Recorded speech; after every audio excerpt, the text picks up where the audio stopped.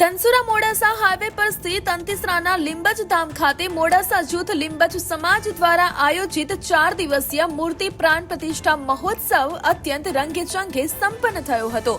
પાટણ મુખ્ય મંદિરથી લાવવામાં આવેલી પવિત્ર જ્યોત અને 60 થી વધુ વિદ્વાન બ્રાહ્મણોના વૈદિક મંત્રોચ્ચાર સાથે માતાજીની પ્રતિષ્ઠા કરવામાં આવી હતી. જે દરમિયાન હેલિકોપ્ટર દ્વારા પુષ્પવર્ષા થતા સમગ્ર વાતાવરણ ભક્તિમય બની ગયું હતું. આ પ્રસંગે 21 કુંડી શતચંડી મહાયજ્ઞમાં 60 પરિવારોએ યજમાન પદ શોભાવ્યું હતું.